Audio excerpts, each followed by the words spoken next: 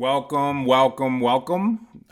This is episode 0004. Obviously, I'm hoping that I can fill all four digits, so I'm thinking ahead. Uh, but we'll see. I hope everyone's doing great out there. I'm feeling phenomenal. I'm feeling so good.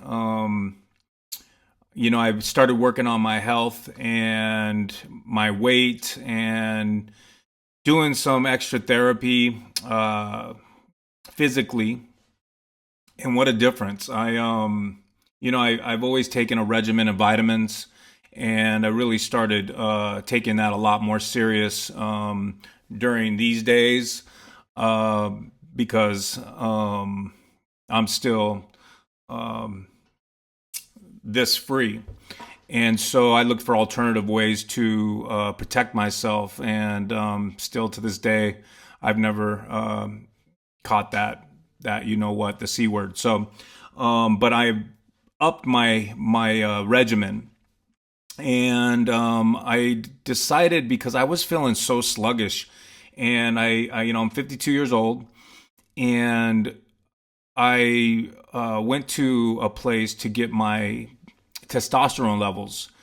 I did do some testing, and they were extremely low.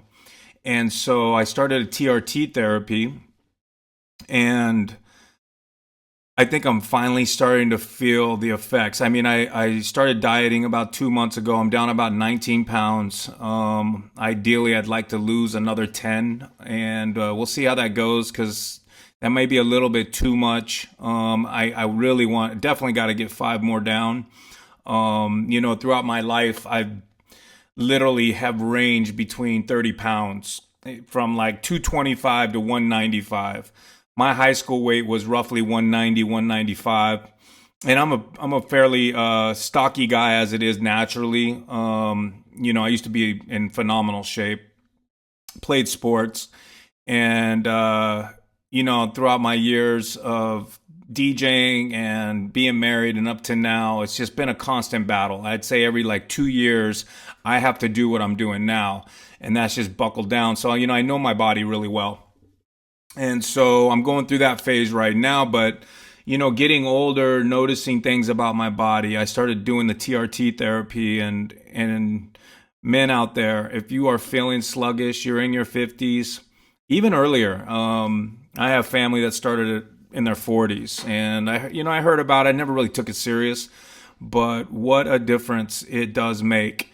So if you're looking for ways to invest in your health and your body, I really highly suggest trying it. It's starting to finally take effect where I notice a difference. So with that said, I am feeling great. Obviously, a lot of excitement in the world.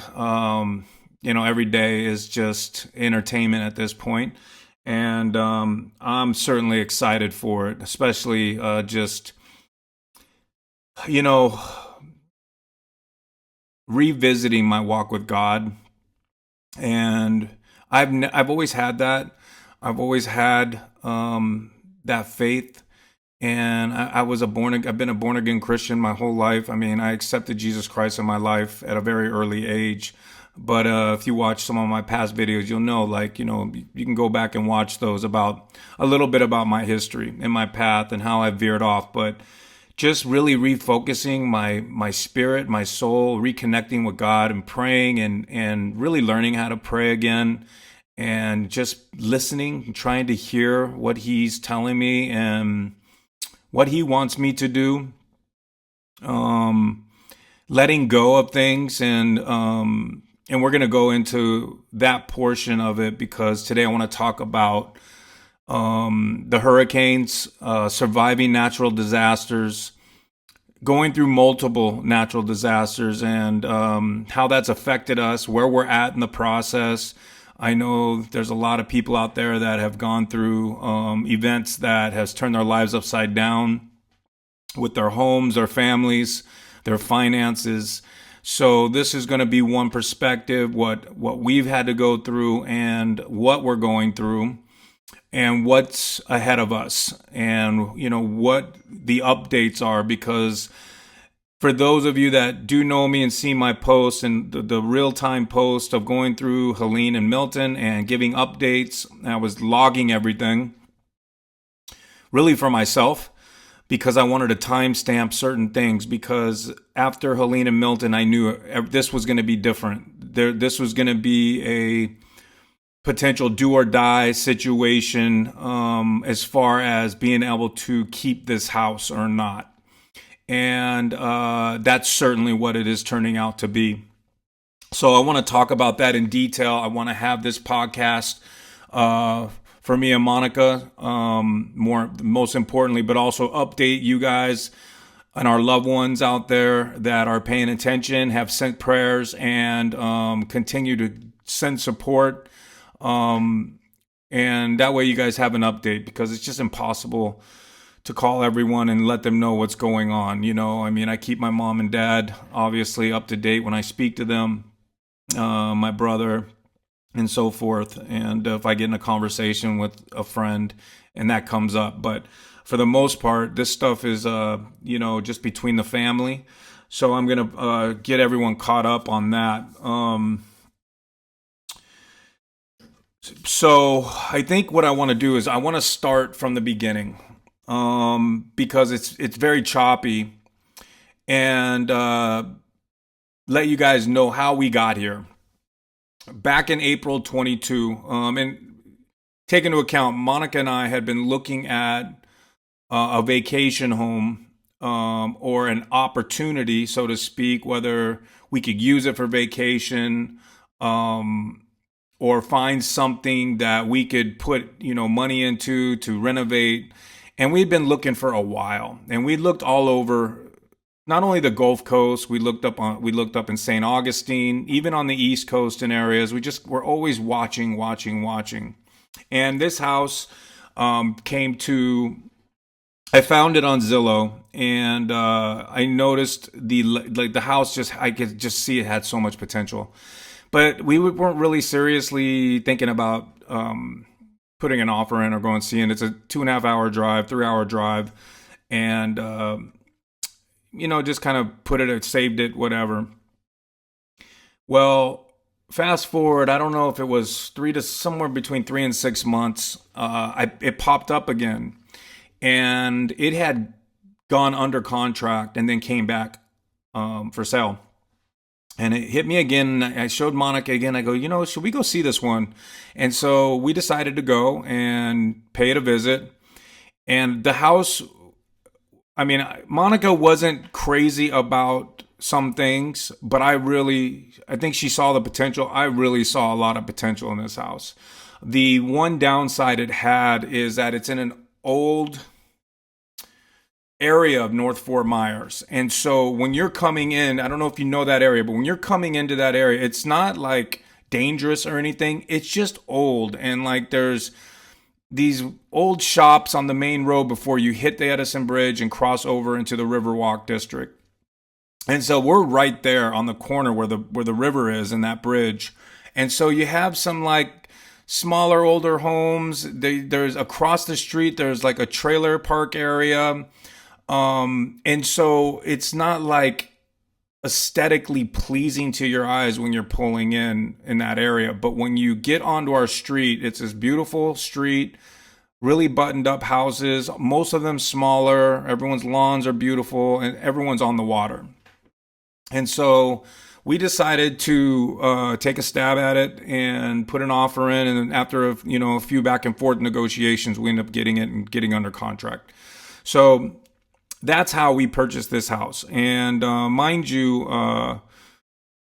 there was some money that was used to put a down payment on it. And that came from, some of Monica's inheritance. And so, it was something that is something that still bothers me today, because, it was a good chunk of money. And so, but with that said, when we got the house, we immediately started renovating it. It needed a full renovation. We had to tear it from inside out, every single part. The only thing that was done was the kitchen. And so we renovated the house, and it took us. We'd worked all year, starting from May and all the way through the summer, and we put all our money into that to get it to where it was. And it wasn't even like done to where we ended up getting it to. This is the first roundabout. And we were in the painting stages, and late September is when Hurricane Ian destroyed everything. And when I say destroyed everything, the only thing that was spared was upstairs. But we lost our boat. The outside was destroyed. The inside, we lost everything. It was a complete gut. And that was the first time going through it. And, not to like prolong this, but that experience was, we were lost. I was lost because I had to be the one that was on ground. Monica had to be here with Kingston at the time. And so I had to deal with it on my own. And so it literally, in that situation, the first time going around it, I had no idea. I didn't even know where to turn. Everyone in the neighborhood was like zombies walking around. Everyone lost everything. It was like a war zone, not just on our street, but the whole area. So, all you're doing is trying to ask questions and figure out what to do. And you're getting a lot of information. And when something like that happens, what happens is there are wolves that come into these neighborhoods, whether it's private adjusters, thieves, contractors, people trying to scam you. I mean, what happens is the bad part of society is that these people come out of the woodworks and looking for any opportunity to take advantage of people. So, I remember being down there and having to wear my gun and keep armed to scare people off, because people would be coming through and ravaging through people's items. And I would, I literally had my gun showing around my waist when people would be walking, because you're really just looking out for each other, but most importantly, yourself in those kinds of situations. And, fast forward, there's just piles of stuff in everyone's yards. And it was like that for months and months and months. And our neighborhood was one of the last to actually get cleared. So fast forward, we got through it. Originally went through a private adjuster, decided I didn't need one because they were going to take 10%. And, when you're going through this and you just don't know how to handle something like that, you learn a lot on the fly.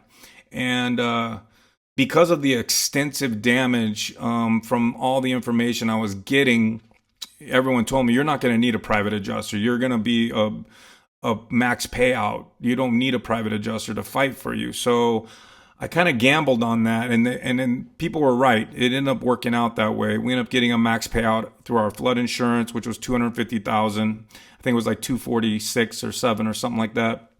And the wind damage ended up being between 60 and 70,000. We had a supplemental on the roof. We had to replace the flat roof down the road.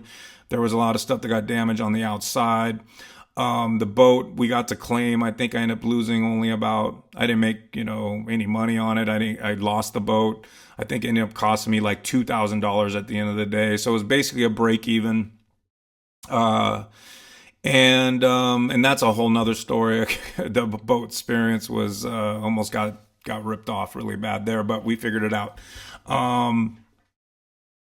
So we went through and we picked ourselves back up, and we started rebuilding, and we rebuilt the whole house from scratch. It was down to the studs, the house and the concrete block. Rebuilt it all brand new, every single inch plus some. And when we did that, we realized, like, okay, well, if we're doing this, we're going to have to finish off what we didn't the first time around. We had done like half of the pavers. We didn't do the outdoor kitchen, and the dock. I think the dock we had done. That was like one of the things that made it. And we put even more money into it. So we used all the insurance money to repair the house, but then we ended up spending more money out of our own pockets, more cash. And, you know, to this date, I'm probably at least over, I would say between 225 and 250,000 of my own hard liquid, into the extras that we've put into that house over the history of 5 hurricanes, maybe more now. So we got it buttoned up. That was in September of 22. And it took us all the way through the summer. It was almost a year from that date. And we weren't finished, but we were painting. We were very, very close. Um, and Adalia came at the end of August.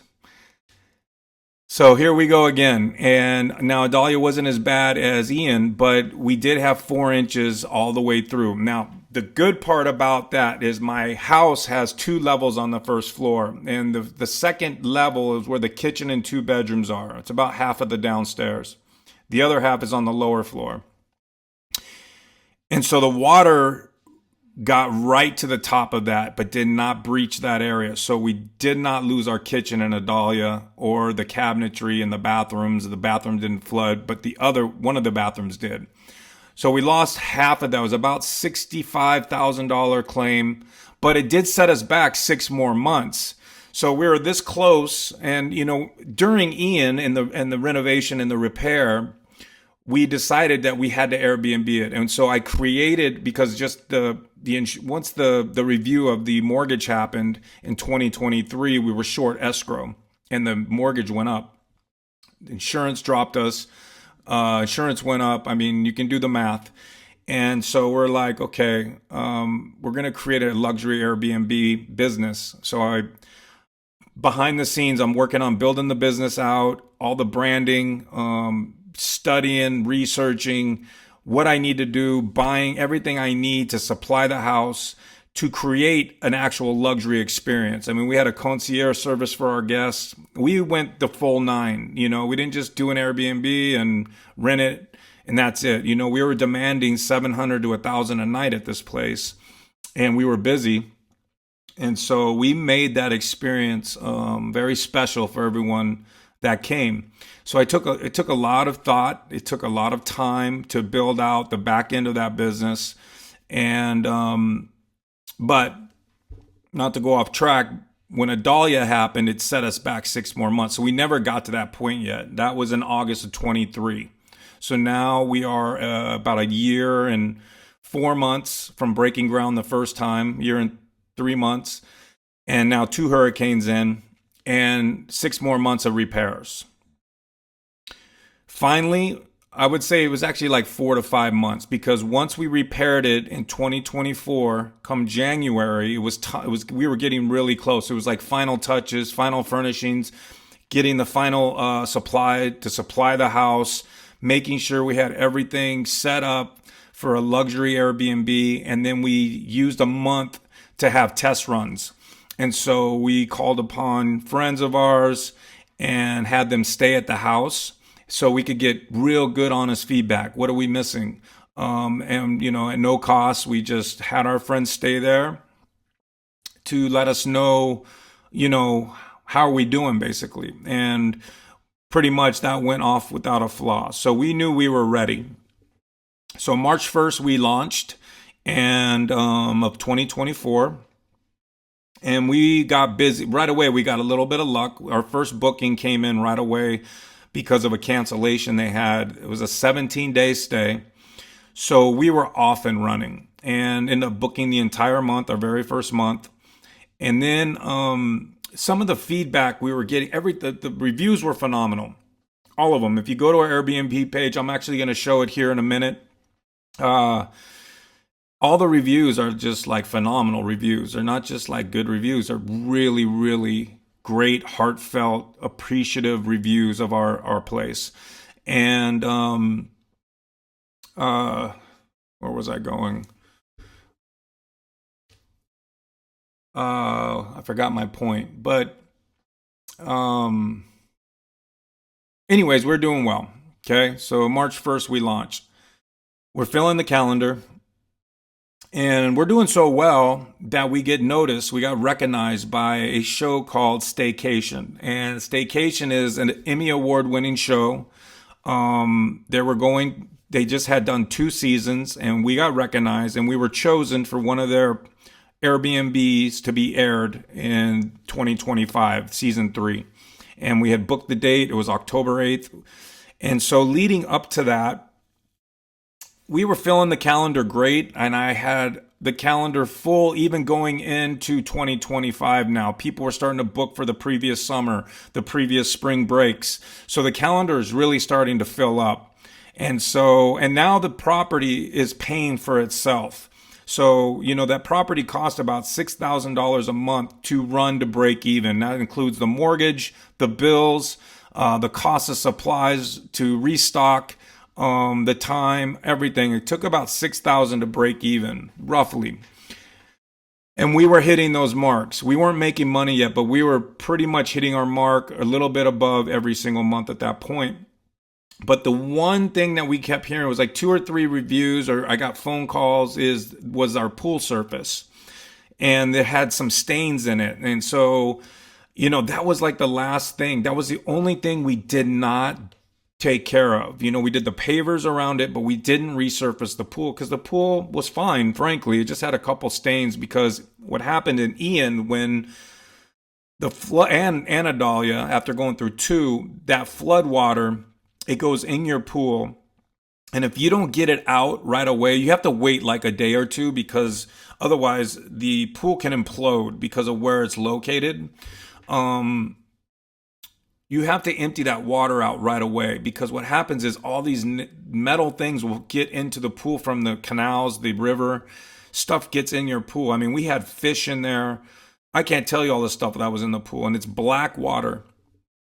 And so in Ian, I didn't think about it. It sat like that for a long time. So I think those stains were created there. And then it happened again in Adalia.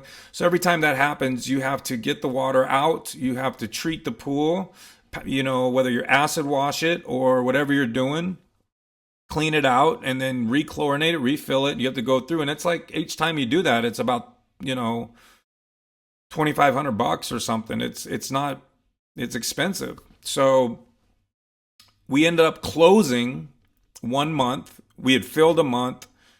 And I think we closed sometime in April for a month just to resurface. So we resurfaced the pool, held off on bookings. We kind of used the house during that time a little bit to enjoy it. And then had the pool resurfaced, retiled. So now the house is really just shining. And then we added a pergola. And that took a little bit of construction. So all that we kind of took care of in this little downtime. And then relaunched. And we were doing phenomenal, really good. The business is really growing. We had the booking with Staycation. We're like, okay, this is really starting. The trajectory was great for us. And then Debbie hit. And Debbie hit August 24. So we launch in March, close down for a month, reopen, pretty full. Then Debbie comes and floods us. That caused us to cancel a full month of bookings, almost a full month. That's August. I think it was August 23rd or something like that. Debbie wasn't major. I was there. There's video I've posted about this, but I was there fighting it back. And we got about 2 inches of water that time. So again, similar to Adalia, but because we've been through it so many times, I'm like, okay, let's plug and play. Let's go. Let's get this fixed. And I was able to replace the baseboards, cut the drywall, replace the baseboards, repaint that area, and get everything back in order in about a month, very quickly. And I didn't do an insurance claim on that. I just paid for it all out of my pocket because we already had 2 major flood claims, and I didn't want to get dropped again. And the deductible would have cost more than the repair, so it just didn't make sense to do that. So we got it back up and running. And the very, very first booking, once we opened, that's when the forecast for Helene came out. And as Helene started to approach, and it was starting to become one of, because anytime there's something that's close, you have to pay attention. And we're living with PTSD as it is with these hurricanes and that house. It's just like I have to watch every full moon. I gotta like pay attention. I gotta go and when we finally got flood barriers for it to go set up flood barriers. I mean, I had to be prepared. The one thing about hurricanes is at least you have a little time. But there's just nothing you can do to stop it, unfortunately. But one booking after Debbie, and the people actually checked in. And before they checked in, I said, listen, I really highly recommend you guys not staying there. And I will help you find a place. We spoke. They were coming from, I can't remember if it was Wisconsin or somewhere from the Midwest. And they wanted to come. They were almost like, they looked at it like an opportunity or of an experience, which I was really, really like trying to talk them out of that. But they wanted to stay at the house, and they offered their help because I told them I have to be there. Like I have to be at the house. I can't. I said I arranged to stay across the street, but I had to watch my cameras and go and set up the flood barriers. And they came, and that next morning, it was go time. It was not a joke anymore. And I told them, you guys, they had a hotel backup, which is good. So once I got the barriers up, they were actually helping me. Really, really awesome people. And they were actually kind of enjoying the experience of it all because they never seen a hurricane or gone through it. I know it sounds insane. But they were getting like a real live snapshot of what it's like to go through these things. And they're seeing me like stressed out, trying to get these flood barriers up. One of the flood barriers broke. It's on the video that I posted on Facebook. And I'm just like trying to stay calm, especially around them. But there's so much to do. And you just know what's coming. I've already been through it 3 times. And I'm like, you just don't know how bad it's going to be. That's the thing. You just can't predict it. And the thing about us is that Ian was the only one that went over the house. Literally, directly over us. It was devastating. The other ones all were in the Gulf Coast, at least 200 miles west of us. So we're still flooding in these because of the storm surge. Like the day of Helene, it was sunny skies. Clouds, white clouds, sunny skies, beautiful day. And when the bands start coming in, it would kind of get gray. And then all of a sudden it'd be sunny again. It wasn't raining. It was no storming. It was the weirdest situation. And as soon as the water breached because I told them when the water reaches a certain point, you have to go. I can't risk you guys being in danger. You have to go. You're gonna want to get your cars out of here because they'll get destroyed. And once the water hit that spot, they packed up and they left. So I called a friend, and he came, and thank God I had him that day for most of the day.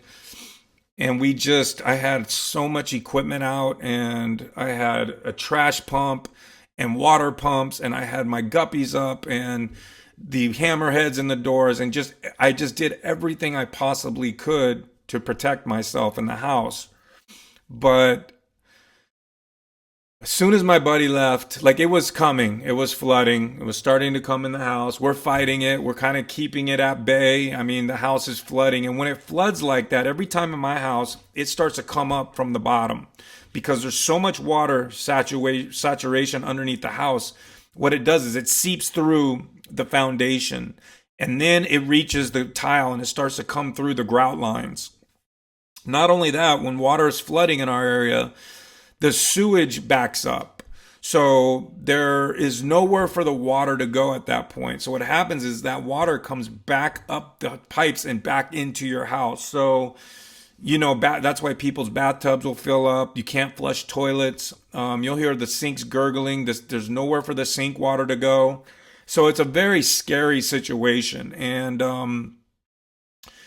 fast forward, my friend had to leave because he has a family, and the house had already overtaken me. It was to the point where there wasn't really much I could do anymore. So at that point, I was just kind of writing it out. My house is water, and I'm standing, and it's standing water, and you're just trying to keep your eye on the house for electrical stuff. You're shutting down power.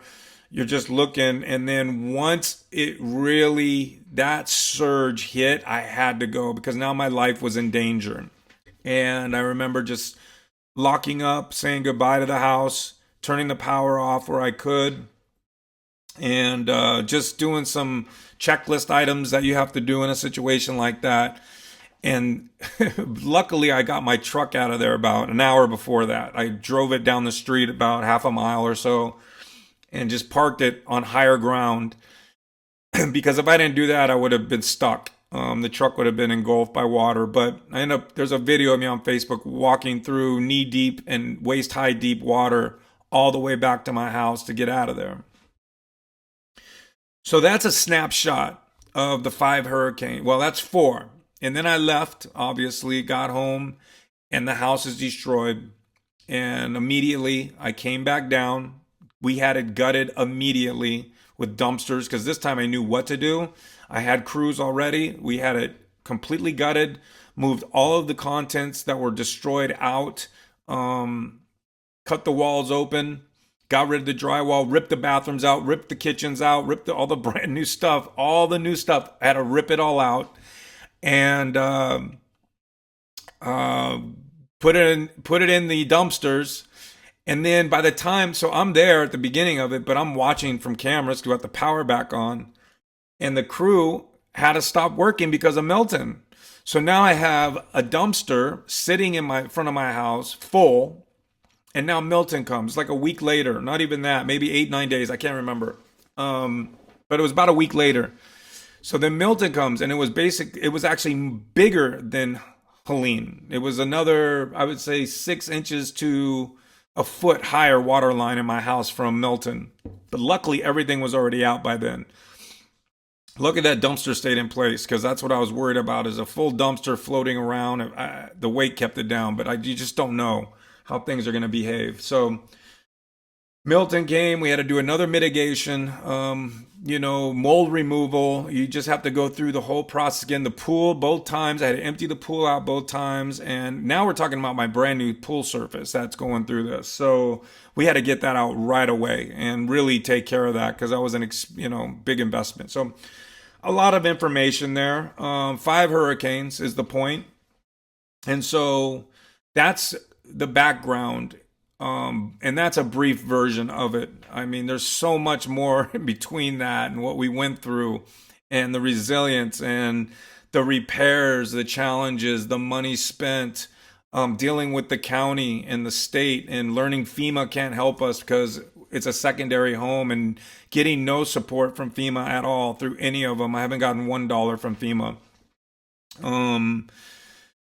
And dealing with insurance adjusters and insurance companies and the mortgage company and just having to pay the mortgage still and the bills, there's just no relief in these situations at all. There is no relief. And so this time around, as you guys know, I'll try to keep it as short as possible. You can go back and look at my Facebook page, but I was updating on the situation. And so after Helene and Milton, I was in tears.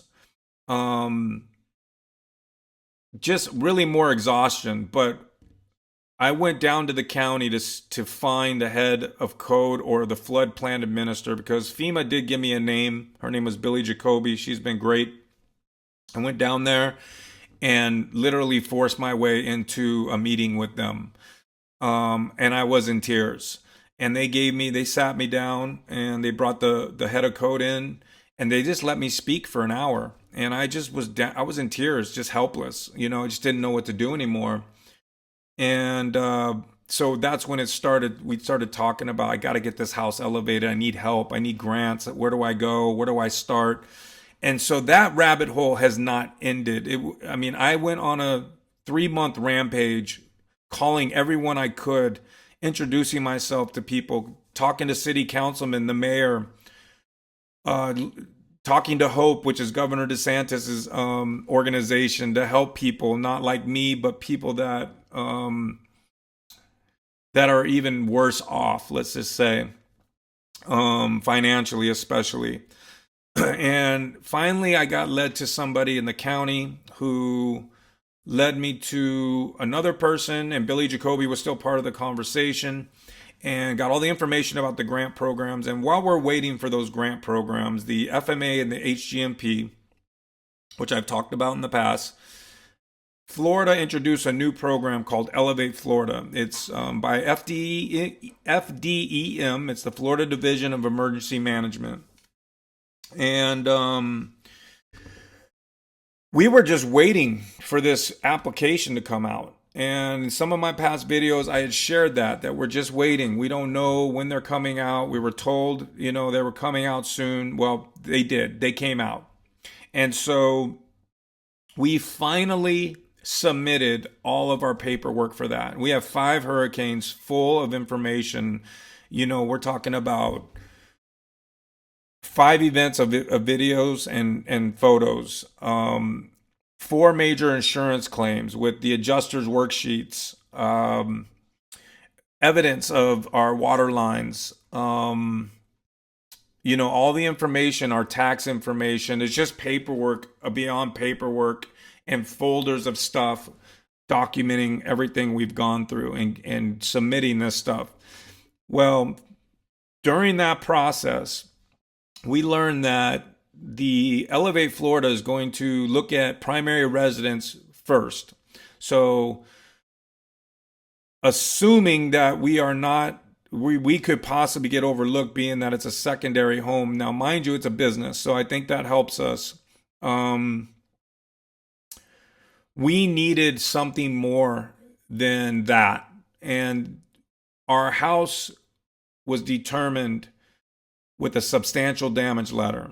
Now, I've talked about this in the past. The substantial damage letter is what categorizes your house as the 50-50 rule. I've mentioned this in the past, but if you don't know what that is, the 50-50 rule states that it's going to cost more than 50% of the assessed value of the home, just the home, not the lot, to repair, to bring it back to the state it was in.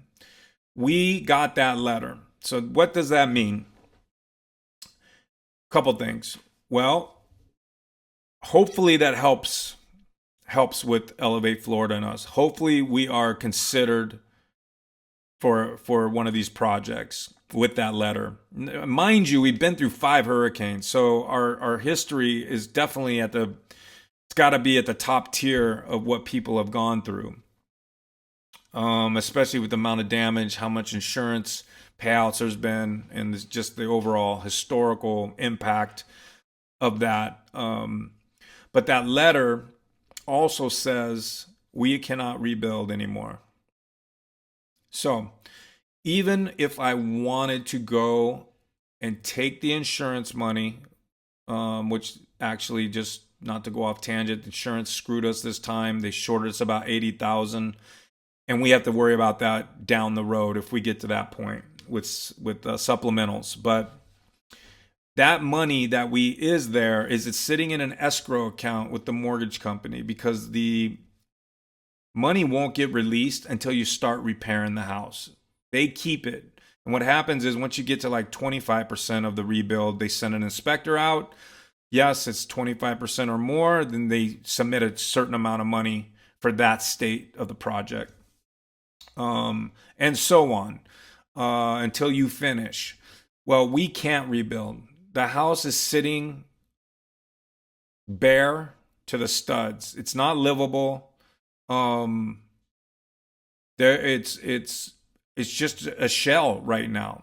And even if we were to rebuild, we couldn't get permits because of that letter.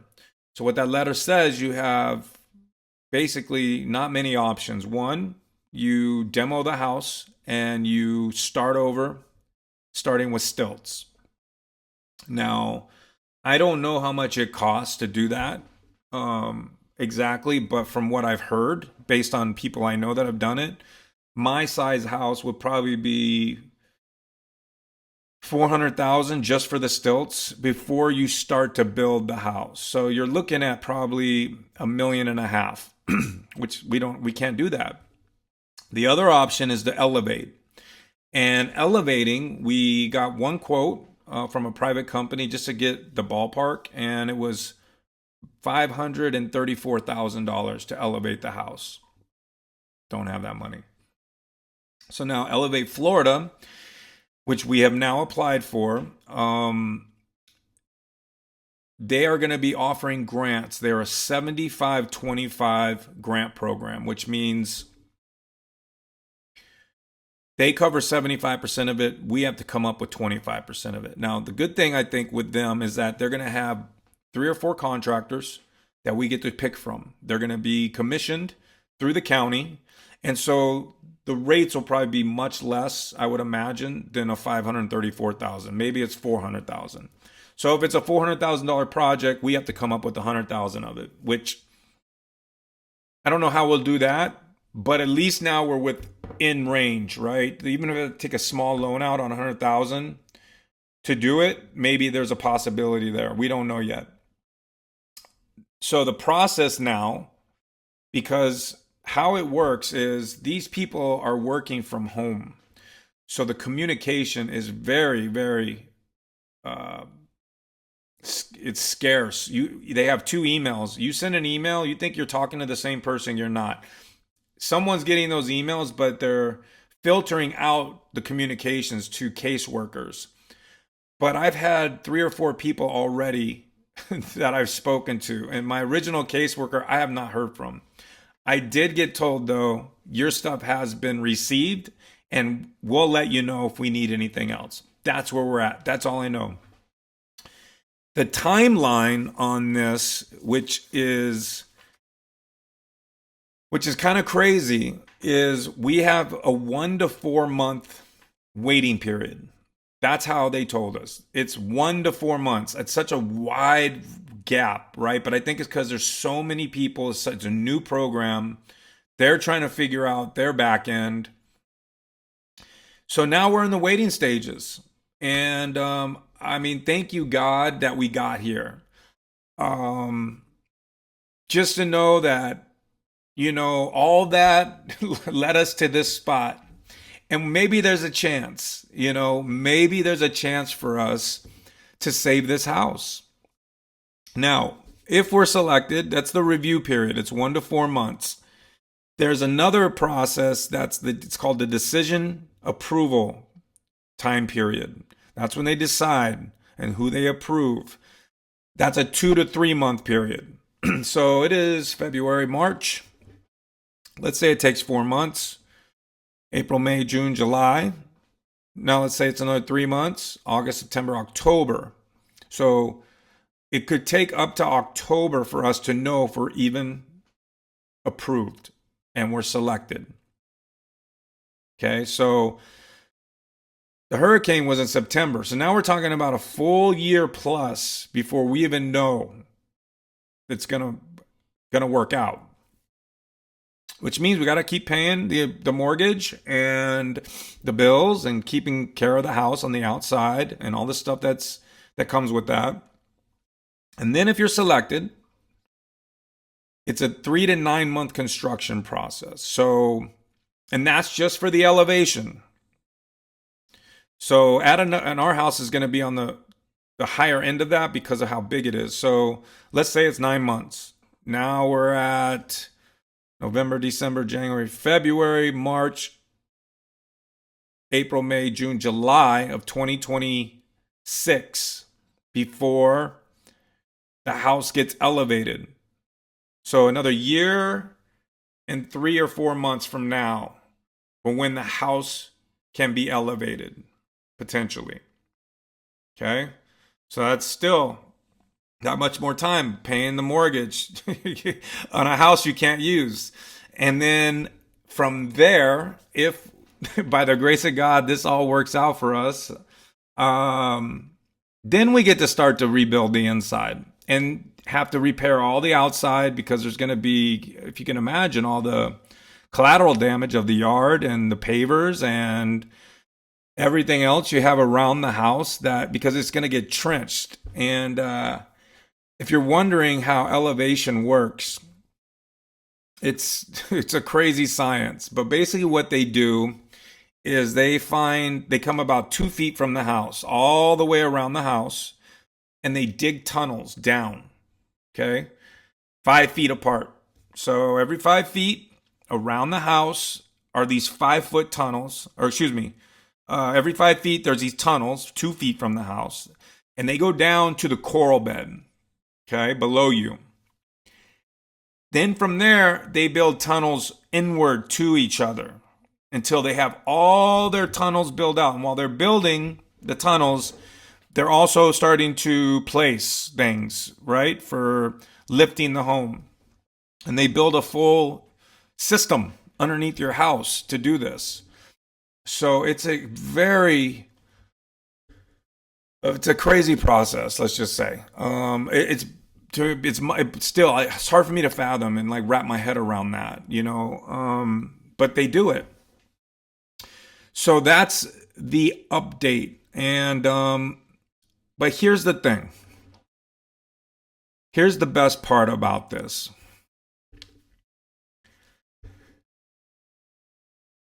I'm good. We're good. We're good. I mean, I'm happy. I haven't been this happy in a long time.